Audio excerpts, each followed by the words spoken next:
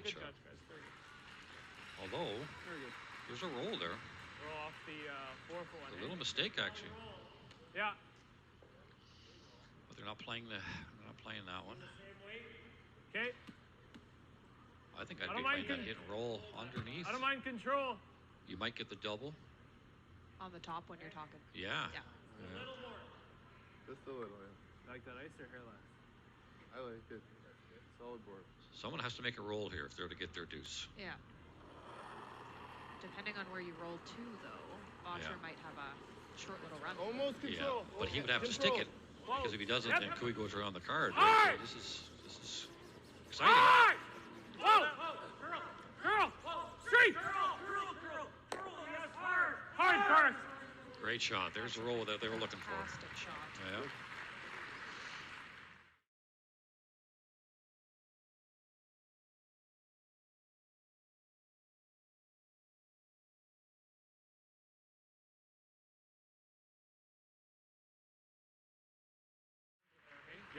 Yeah, they've got to plant it. If they don't plant it, all of a sudden, Butcher might have to make a tough draw or a run back. And it's not his rock. Throw whatever weight you want, really.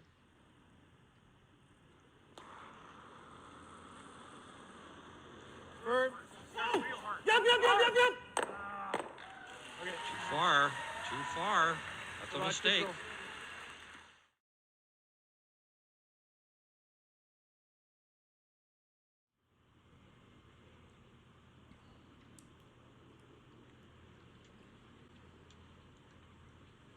Got a 14-8. Definitely they're going to have to go, but it should be good. Great sweep. Great sweep. Look at that. Right to the 4-foot. There we go.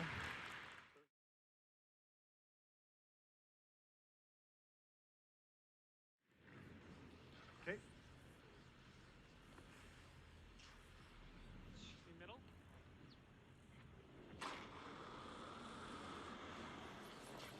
Straight! Oh boy. Oh boy. I like nose there. Kevin Cooey has a draw to the 8-foot to go to the Brier. Well, he's already at the Brier, but to win Alberta. Should be enough.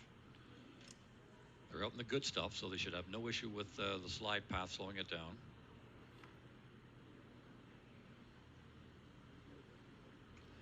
Same push. He's got it, ladies and gentlemen. He has got it. 14-6. The crowd's getting into it now, too.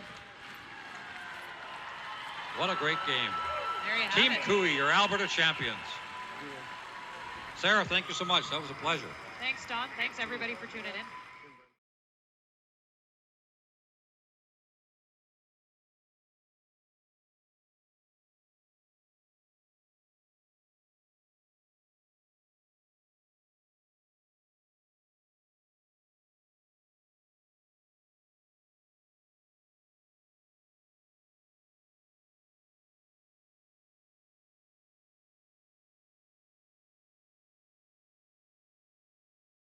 Okay.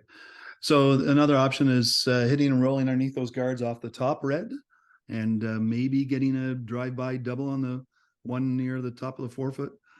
The problem is you only have a third shot, and so this late in the end, if you eliminate this one here and roll here, it's a pretty short double, first of all. But even if they decide not to hit, you only third shot, so they could kind of back here, half hook top 8, and you're going to struggle. So.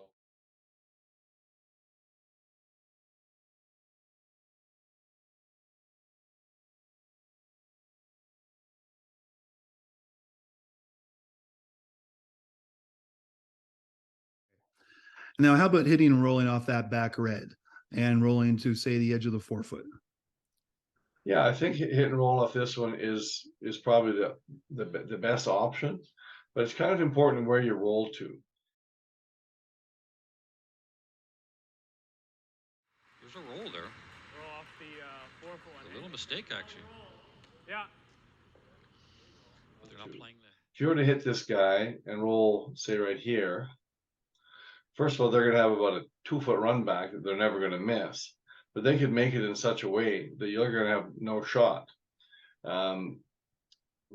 If you're able to make it and kill it, and roll, say, somewhere over here, now you're going to be shot rock, first of all. They're likely going to play this run back on an angle. So if you can roll to here or even over here, makes this angle tougher, especially tougher to make and stick. Their shooter's going to roll away. This one goes back here. It's only in the 8-foot, or more often than not, it spins away. And now, with that one gone, you've got the free pass at the come around behind your own color. So it's important to, if you try and make this roll, there's room. There's not a lot of room, but there's enough room to roll over here to create an angle that makes this run harder. So you've got a free run at your next one, as opposed.